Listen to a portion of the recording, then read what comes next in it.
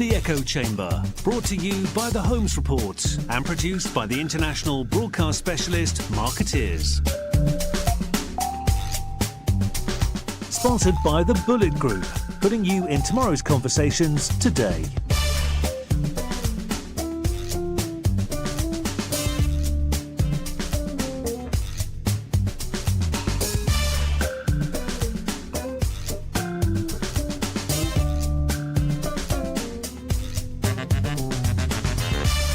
Ladies and gentlemen, welcome to the Echo Chamber. We are in the beautiful city of Amsterdam. It is the morning after the 2018 SABRE Awards, and I have with me Shandwick EMEA CEO Tim Sutton, Asia Pacific Chairman. I'm going to go on all. I wanted to go I'm through. not CEO. Oh, okay. What are you? Really? I'm Chairman of Shandwick EMEA in Asia. Okay, well, this is a good start. And you're the one that's hungover, not me. So, did you have a good time at the SABRE Awards, Tim? I thought it was terrific. Really, it was a brilliant venue. Beautiful. It was such a beautiful venue, and I think the quality of the work was great, as far as one can dive down into it in an awards ceremony. Well, the platinum winner, of course, a Shandwick campaign. Well, that was very, very thrilling indeed. Did you think it would win as big as it did? I never expect, when something will win or not. But what I do think was, as always, when you get a campaign like that, it's down to the bravery of the client. Sure. So for it's not as if that client Iceland had any credentials in this area previously. It's not the sort of thing you necessarily expect them to do. So tell our listeners a little bit about the campaign, if you don't mind, before talking about how brave they were. I think as we all know, there's been a huge raise in awareness around the world about plastics and plastics in the ocean, and perhaps we have to credit Sir David Attenborough and Blue Planet for a large part of that, not the only part of it. And concern is one thing, but I think here was at a time when people were perhaps feeling a little frustrated at the slowness of governments, not just the British government, governments to kind of come out with, tangible, real measures that made sense, and measures, by the way, within a timescale, not like 2040.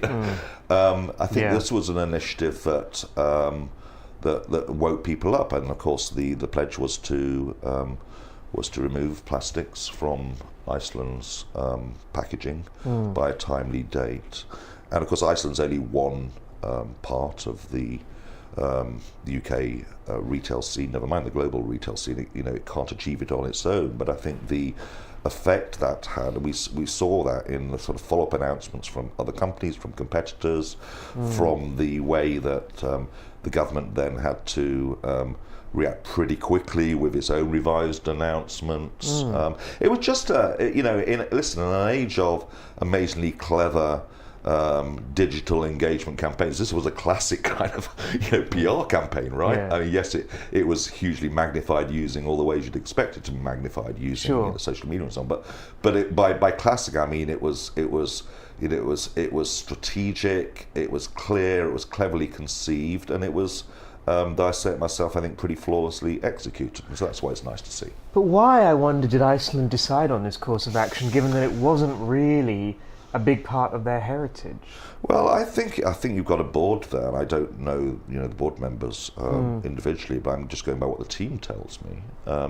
You've got a board there that's got a genuine focus and commitment. Is it a business opportunity? Yeah, of course. There's always a bit. You don't just do it. Without a clear idea of what the positioning for the business is and competitive advantage you might give. But that's fine, right? We had Sue Garrard speaking at our conference yesterday, and from Unilever SVP, and she said, purpose has to drive profit. Otherwise, it's just CSR, and then it's just absolutely. And why would you do it otherwise? But I think it demonstrates that, as we know this already from other very good examples around the world, that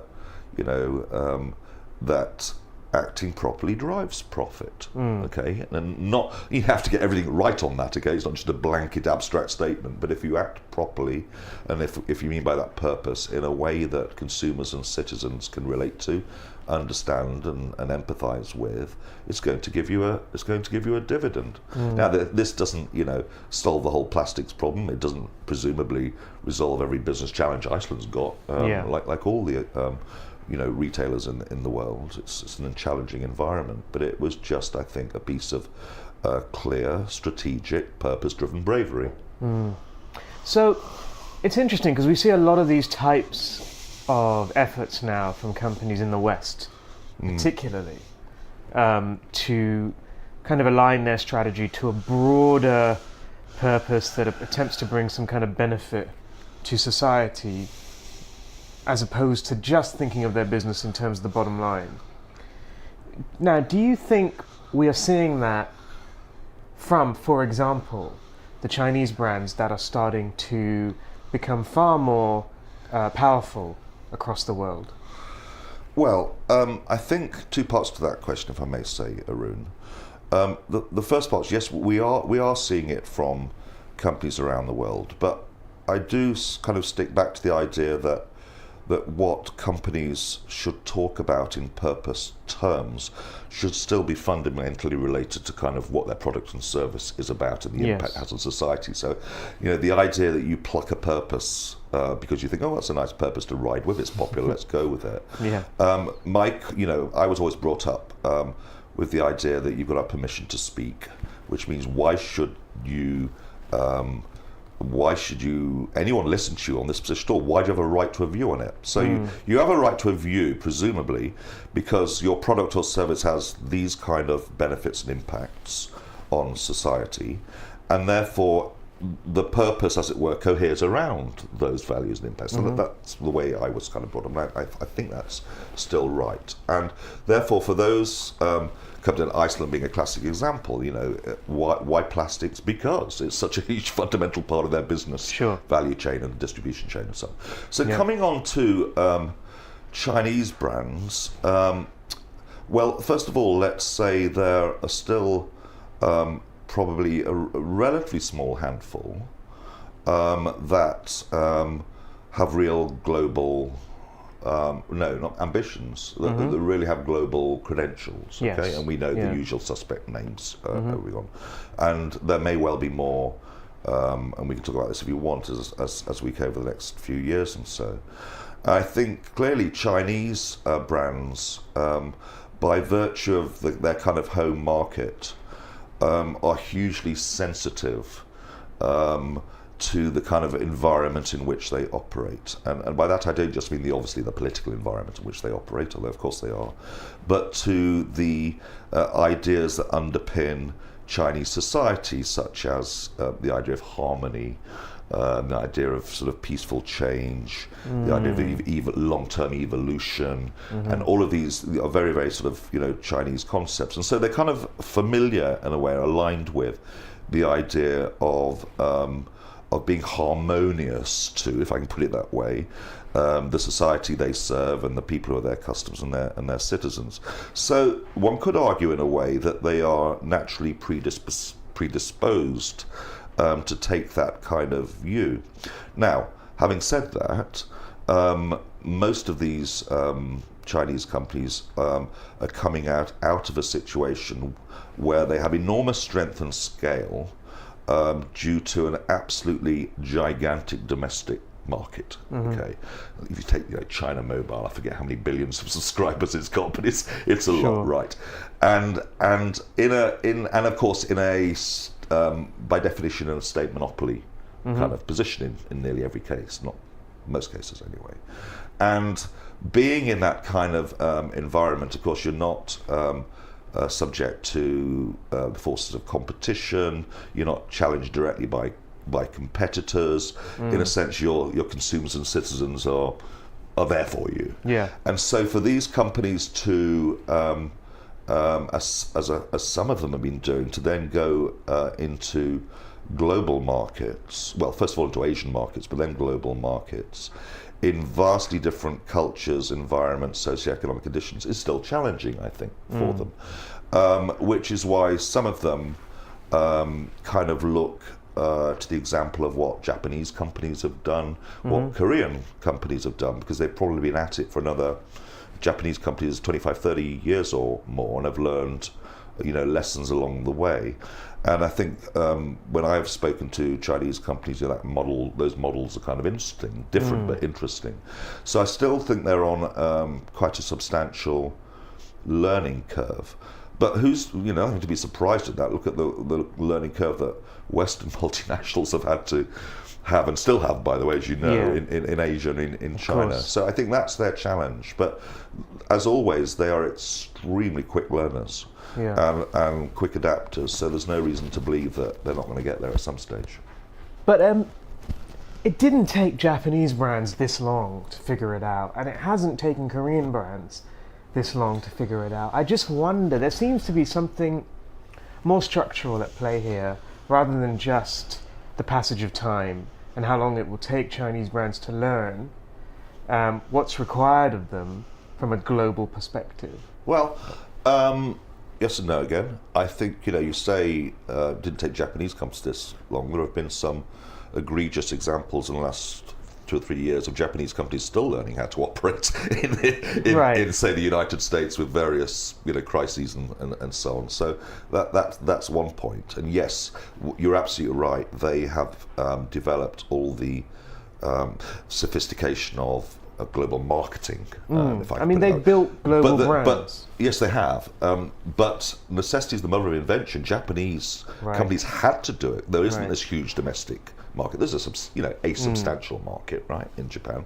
But they had to, and Korea even more so, they had to become global in order to survive. Japan ultimately is a trading nation. And I think for Chinese companies, there has not been the same imperative because there's huge domestic global market and the particular conditions of that market.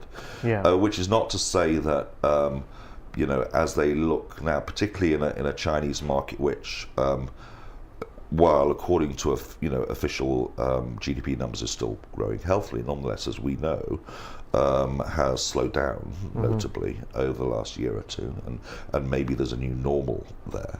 And so for those companies, the ability to the need to reach out into the world is important. You can get a sense of that from the huge attention focused on the trade disputes, which is going on at the moment between the US and China, whether, there are sort of more friendly noises in the last week or so, but let's see what kind of resolution there is. But it matters hugely to China, just as, of course, it matters to the United States, but it matters hugely to China to be able to have access to markets and to be able to drive this far more export-led growth. And you've also got a country which is increasingly focused on consumer spending, consumer products and services, rather than the huge infrastructure-driven investment of the past. And therefore, again, focusing on consumer products and services globally is important to them. So at the moment, there aren't that many. There's maybe a dozen or so companies that would, are actually operating globally and have some brand recognition globally to varying degrees. But I expect that there will be more, and yes, they will go through their own learning curve. Is the advice that public relations firms, many of whom have set up these practices to help Chinese brands go global? I think it was very fashionable around 3 or 4 years ago, and now everyone has Huawei as a client, and many work for Alibaba, and perhaps a few others, still only a handful. But I just wonder, is the advice that global public relations firms providing Chinese companies, is it falling on deaf ears? Is it the wrong kind of advice? Is there something that public relations consultants themselves could be doing differently to improve this or help this situation? Well, one of the things I think has been changing, Arun, is that the model until, 4 or 5 years ago was very much based on the fact that here are Western globalized companies coming to teach Chinese and Asian businesses and markets about PR, right? On the basis that on the basis that, look, New York and London and the other Western centres were the repository of all depth of knowledge about communication, strategy, creativity, and that we were going to go to Asia and kind of evangelize those messages so that this developing, emerging region could kind of join the global family and so on. And that was reflected in, as you know, the huge sort of expat diaspora, of which I was part for 8 years, into Asia to do that job. And to be fair, there was a little bit of perhaps more than a little bit of sort of rationale to that, in that obviously the sophistication of techniques learned in London, New York and many other Western places over many decades did have relevance, so if you go through the 80s and 90s and so on. And of course there was an upskilling of understanding in Asia, which sort of brought it closer to that level. But fine, I think things have changed. So, one of the, I think, most interesting phenomena of the recent years is what the West can now learn from Asia and China. Yeah. And I say that as someone who, has spent most of my career in Europe, but about 8 years in Asia, not until not very long ago. And one of the things that, I've kind of seen is that if the expectation was for the Asian PR market to become another, fast growing, of course, but the sort of smaller Me Too version of the Western PR market. Right. I don't think that's sustainable. No, and it hasn't happened. And it hasn't happened, right? Yeah. So at a number of different levels, it's not just the fact that thankfully we now have a properly Asian domiciled rooted businesses, right? The PR firms in the main.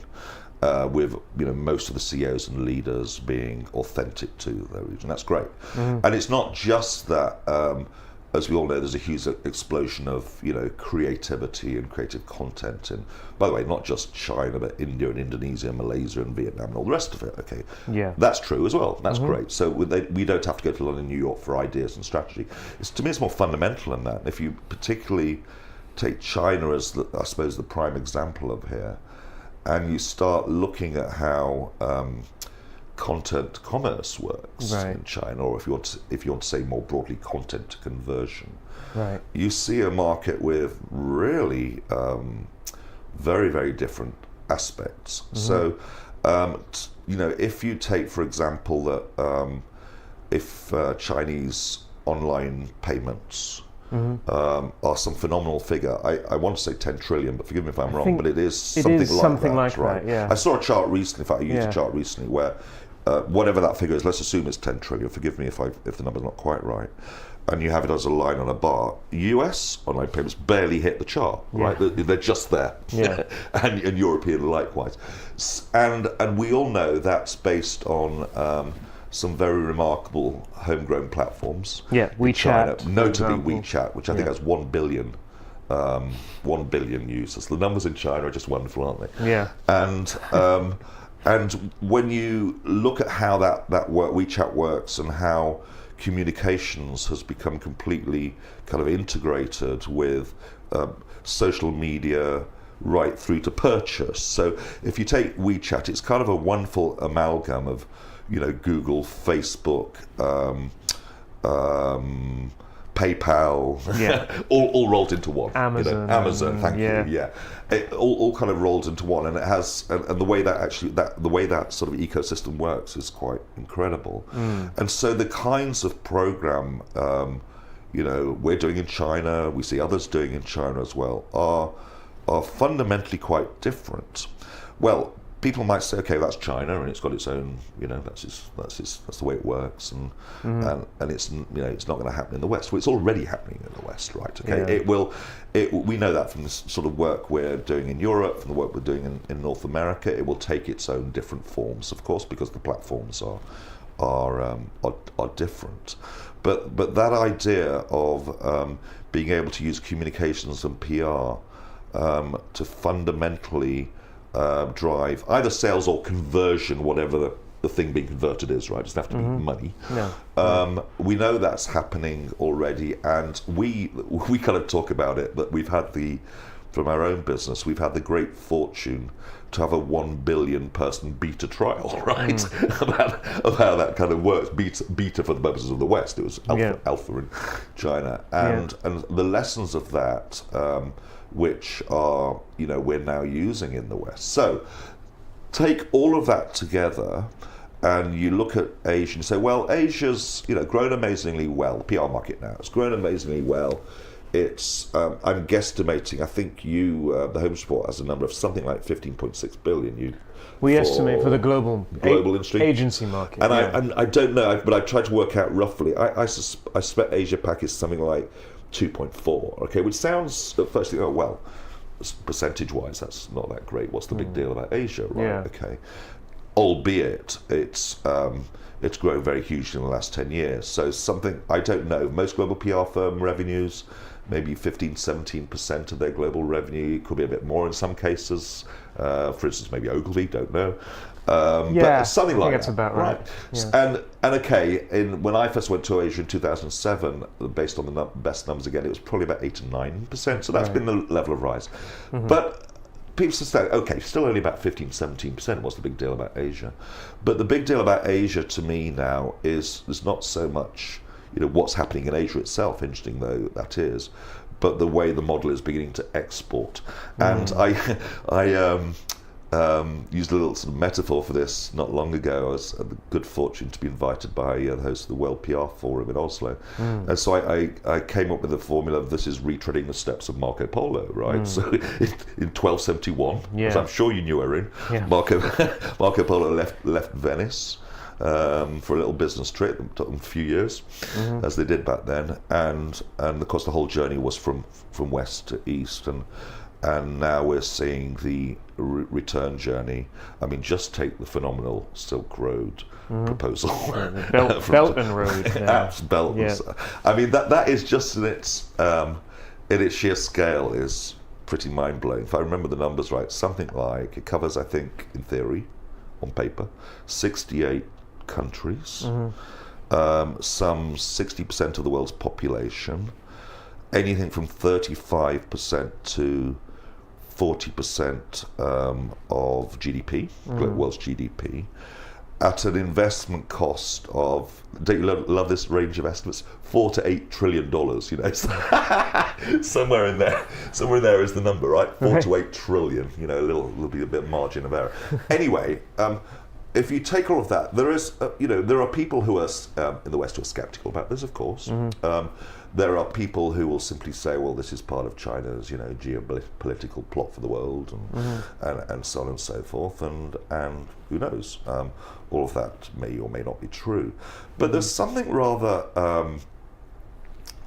startlingly refreshing and awe-inspiring about a vision which is looking outwards to the world like this, in my eyes. So we all know, and we don't have to mention particular companies or particular politicians, but we all know there's been a huge rise of introversion in the world. Yes. Whether it relates to keep your trade out, keep people out. What's best for this country is best. What's best for that country is best. Brexit. The B word. We have to mention the B word. And things like the B word, and of course the developments in North America. So anyway, there have been in many other countries as well, whether it's in Hungary or wherever it is. There's been a maybe for very good reasons, but there's been a rise of protectionism, a rise of us rather than them, and a lot of related phenomena. Okay. And in the face of all that, here's a vision, right? However motivated by China, okay?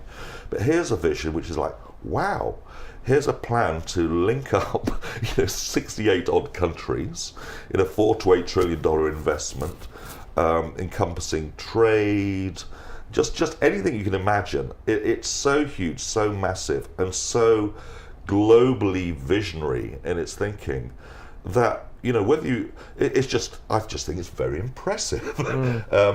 However it's actually implemented and so on, is, you know, here is an idea of the world as a connected place, and we've kind of we had that idea, didn't we, until relatively recently, but it seems to have declined. So there is something impressive about this, even if it's with China's greater might and glory. There's something impressive about the internationalism of it, and the ambition of it, and the vision of it. And this is something which, not just in China, you know, is to me the most hugely impressive thing about Asia generally, is that you have in Asia, with the notable exception of, you know, North Korea for the moment, but you have, generally speaking, even though there are still major problems in Asia, including poverty in large parts of the region, all the challenges of urbanization, inequality, and so on. So all those issues are still there. But nonetheless, you have in Asia a kind of amazing faith in the enabling power of governments, the enabling power of capital that they can use, the faith and vision in infrastructure. I mean, you know, who, having been to, you know, the airports in Hong Kong or Changi in Singapore or KL or Beijing, can happily go back to their home airports in the West. Yeah. With one or two exceptions, you know, they are amazing, and it kind of, as someone who loves his history, it kind of reminds me, being an Englishman, of the kind of spirit of confidence and civic pride in Victorian England. You know, it's Brunel, it's Manchester, it's Birmingham. Or you know, it's post-war America. Or it's post-war America, another great example. So in Asia, you have this, you have a confidence. I don't think the confidence is kind of misplaced, in the sense that here are countries which sense their growing global power over the long term. You know, the long-term tectonic plates are shifting, and take decisions, not all of them of course right, but take decisions nonetheless designed to uplift the life of their citizens. And there is something hugely again awe-inspiring and impressive about that, I think. So I know you've got a plane to catch, but I wanted to ask you one thing before we finish. We've talked a lot about the way that Asia is leading the world in certain respects. And you talked about the rise of these e-commerce platforms, for example. When you look at it at the ground level, in terms of agencies, do you worry that there's a risk of agencies being left behind by these shifts? Because what I've seen since going back to Asia, and I have to say I've only been back for less than a year, I see the traditional model in Asia can't really adapt to these kinds of kind of rapid shifts, which doesn't mean agencies themselves can't evolve. But we're seeing new types of agencies emerge, especially in China. So agencies focus specifically on influencer marketing, on e-commerce. We're seeing the platforms themselves aggressively going to clients. It actually made me think for the first time yesterday, I can almost see a post-PR agency future in Asia. Well, I think, as we all know, we're in a hugely fast-moving, challenging environment globally, not just in Asia, for PR. And by the way, maximum challenge, maximum opportunity at the same time. And the truth of the matter is that the industry and the system in which the industry operates is the transformation is just incredibly rapid, and it's incredibly constant. And if the point is does that raise almost constant challenge? Yeah, absolutely. I mean, an existential challenge. Existential challenge, I don't know. But let's use let's move from existentialism to Trotskyism, and let's say we're in a state of permanent revolution at the moment, and we're living that, as I'm sure our competitors are every day and every week, in terms of trying to understand how how the environment is changing. And it may be, of course, that inevitably when that happens, some get left behind, some catch the wave, and move on to the next sort of opportunity. You know, having said that, it is challenging, but also the opportunities are just incredible. I mean, I've never known a time when the opportunities for PR in some ways aren't better than today. And we know that when we do get it right, the kind of work we can do, the kind of proof points we can provide to clients, the revenues and profits that flow from that as well, are as good, if not better, than they've ever been. So if the question is there some existential crisis for PR, I'm not sure there is now more than there's ever have been, and I don't want to bore you with history, but there have been various existential crisis points for PR right along with the journey I've known for the last 30 years. And is this another huge challenge, and is it more relentless, is it more rapid? Yes.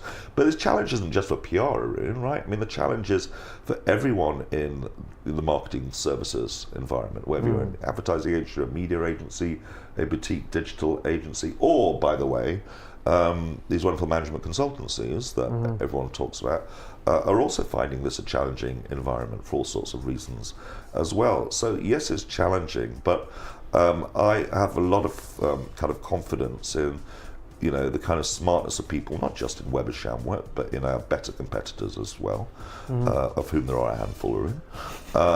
And I have confidence in the smartness of these people to constantly adapt and change. But I'm pretty confident now that, you know, the model we'll be looking at in 12 months will show substantial differences to the model we're trying to work to today, and that is, you know, part of the fun of life at the moment.